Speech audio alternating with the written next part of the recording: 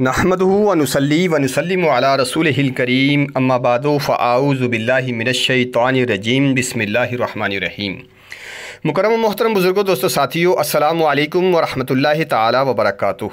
آج کا ہمارا موضوع اور عنوان ہے چشتی رسول اللہ نہ ہمارا عقیدہ ہے نہ ہمارا کلمہ ہے۔ سوال کیا گیا ہے کہ مرزا انجینئر جہلمی کا کہنا ہے کہ چشتی رسول اللہ اہل سنت بریلویوں کا بنیادی عقیدہ ہے۔ فوائد السالکین میں لکھا ہے کہ حضرت خواجہ معین الدین چشتی اجمیری علیہ الرحمہ نے نعوذ باللہ اپنے مرید کو لا الہ الا اللہ چشتی رسول اللہ کا کلمہ پڑھایا، اور سوال کیا گیا ہے کہ کیا صبا سنابل کی اعلیٰ حضرت عظیم البرکت نے تعریف کی ہے؟ حقیقت حال سے آگاہ فرمائے۔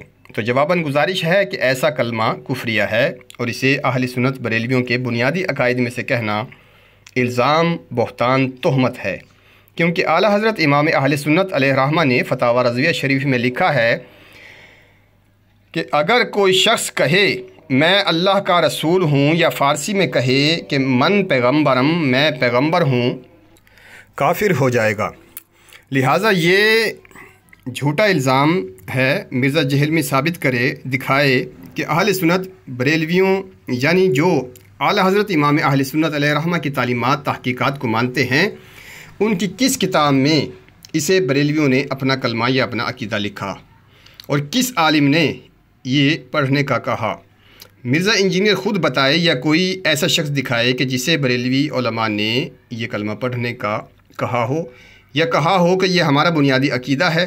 حضرت خواجہ معین الدین چشتی اجمیری علیہ الرحمہ نے بر صغیر پاک و ہند میں علم توحید و رسالت بلند فرمایا، اور ہزاروں غیر مسلموں کو مسلمان فرمایا۔ یہ سری جھوٹ ہے کہ خواجہ صاحب نے اپنے نام کا کلمہ پڑھایا، اور یہ واقعہ کسی معاند اولیاء اللہ سے بغض رکھنے والے نے بعد میں فوائد السالکین میں شامل کر دیا۔ پہلی بات تو یہ ہے کہ یہ کتاب فوائد السالکین خود حضرت خواجہ معین الدین چشتی اجمیری علیہ الرحمہ نے نہیں لکھی ہے، اس لیے ان پر الزام لگانا درست نہیں۔ دوسری بات یہ ہے کہ یہ بات خواجہ صاحب کی طرف منسوب کی گئی ہے، تو اس کی سند کیا ہے؟ مرزا انجینئر تک یہ بات کن کن لوگوں کے ذریعے پہنچی ہے؟ تیسری بات یہ ہے کہ اس کتاب کے مصنف کے بارے میں کس نے تصدیق کی ہے کہ یہ انہی کی تصنیف کردہ ہے؟ یوں ہی کسی کے کہہ دینے سے نہ اس کتاب کی گستاخانہ عبارات خواجہ صاحب کی ہو سکتی ہیں، اور نہ ہی کسی کے لکھ دینے سے اس کتاب کے مصنف کو مصنف مان سکتے ہیں۔ اور اگر واقعی یہ کتاب فوائد السالکین خواجہ صاحب کے ملفوظات پر مشتمل ہے، اور اس کے حقیقی مصنف بھی ثابت ہیں، تو اس بات کا کیا ثبوت ہے کہ یہ کتاب آج تک اپنی اصل حالت میں موجود ہے؟ 1400 سال میں جب دشمنان اسلام نے احادیث اور کتب احادیث میں ترمیم و تحریف و اضافہ کر دیا، جیسا کہ کتاب الارشاد میں تصریح کی گئی ہے کہ قریب 3 لاکھ احادیث کے وضع کی گئیں۔ اسی لیے علماء، محققین، محدثین صحیح حدیث کو پرکھنے کے لیے اس کی سند و متن اور راویان پر غور کرتے ہیں، اور اصول حدیث کے مطابق صحیح حدیث پر عمل کیا جاتا ہے، اور کتب حدیث میں ضعیف یا موضوع حدیث کی وجہ سے پوری کتاب کو نہیں بلکہ اس حدیث یعنی ضعیف موضوع حدیث کو ہی چھوڑا جاتا ہے۔ اسی طرح دیگر کتب دینیہ، کتب اولیاء میں بھی دشمنان و منکرین اولیاء نے ترمیم و تحریف و اضافہ کر دیا۔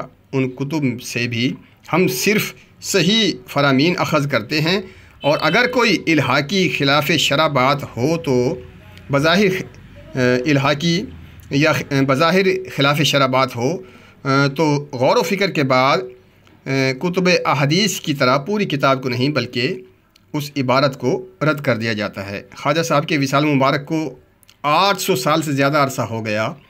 یاد رکھیں، زمانے قدیم میں جب کتابیں چھپتی نہیں تھیں بلکہ قلمی ہوا کرتی تھیں، تو ان میں الحاق آسان تھا۔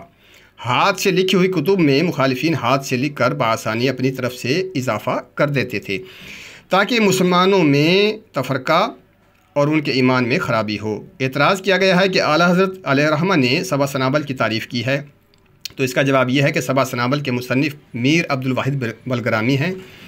وہ اپنی اس کتاب کے پہلے باب میں اپنا اور تمام اہل سنت، تمام مسلمانوں کا عقیدہ لکھتے ہیں کہ جناب محمد رسول اللہ صلی اللہ تعالیٰ علیہ وسلم تمام رسولوں اور نبیوں سے افضل و برتر ہیں، اور اللہ تعالیٰ نے پیغمبری آپ پر ختم فرمائی ہے، یعنی آپ کے بعد کوئی نبی رسول نہیں آ سکتا۔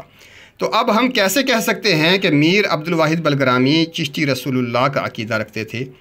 پھر اعلیٰ حضرت امام اہل سنت علیہ رحمہ فتاوی رضویہ شریف میں لکھتے ہیں کہ کسی کتاب کا ثابت ہونا اس کے ہر فکرے کا ثابت ہونا نہیں۔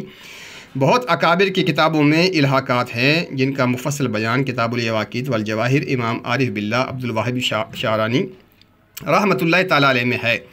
حجت الاسلام امام غزالی رحمۃ اللہ تعالیٰ علیہ کے کلام میں بھی الحاقات کر دیے گئے۔ حضرت شیخ اکبر محی الدین بن عربی علیہ رحمہ کے کلام میں تو اس قدر الحاقات ہوئے کہ شمار نہیں کیا جا سکتا، جن کو امام شعرانی نے اپنی مذکورہ کتاب میں بیان فرمایا، اور یہ بھی فرمایا کہ خود میری زندگی میں میری کتاب میں حاسدوں نے الحاقات کر دیے۔ شیخ عبدالحق محدث دہلوی علیہ رحمہ نے لکھا ہے کہ غنیۃ الطالبین میں الحاقات کر دیے گئے۔ حکیم ثنائی اور حضرت خواجہ حافظ شیرازی وغیرہ اکابرین کے کلام و کتب میں الحاقات ہونا شاہ عبدالعظیم محدث دہلوی علیہ رحمہ نے تحفہ اثنا عشریہ میں بیان فرمایا ہے۔ اسی طرح فوائد السالکین میں بھی الحاقات کر دیے گئے۔ اب ایسی کتب کے بارے میں اصول یہ ہے کہ اعلیٰ حضرت امام اہل سنت علیہ رحمہ فتاوی رضویہ شریف میں لکھتے ہیں، شریعت مطہرہ پر کوئی چیز حجت نہیں۔ حضرات اولیاء جن کی ولایت ثابت اور محقق ہے، ان سے جو قول یا فعل یا حال ایسا منقول ہو کہ بظاہر خلاف شرع مطہر ہو، اولا اگر وہ سند صحیح و واجب الاعتماد سے ثابت نہیں، ناقل مردود ہے، اور دامن اولیاء اس سے پاک۔ فوائد السالکین وغیرہ کتب میں الحاقات ہیں۔ اعلیٰ حضرت امام اہل سنت علیہ رحمہ فتاوی رضویہ شریف میں لکھتے ہیں، دلیل العارفین فوائد السالکین تحفۃ العاشقین کا نام لیا اور عبارت نقل نہ کی۔ جہاں بحوالہ عبارت نقل کی وہاں تو وہ صریح کذب جری کی راہ لی، یہاں کیا اعتبار؟ اور اگر ان میں وہ مضمون ہو اور بکر نے خیانت بھی نہ کی ہو تو اولاً اسی کا ثبوت درکار کہ یہ کتابیں حضرات منسوب الیہم یعنی اکابر اولیاء رضی اللہ تعالیٰ عنہم کی ہیں، بہت کتابیں محض جھوٹ نسبت کر کے چھاپتی ہیں۔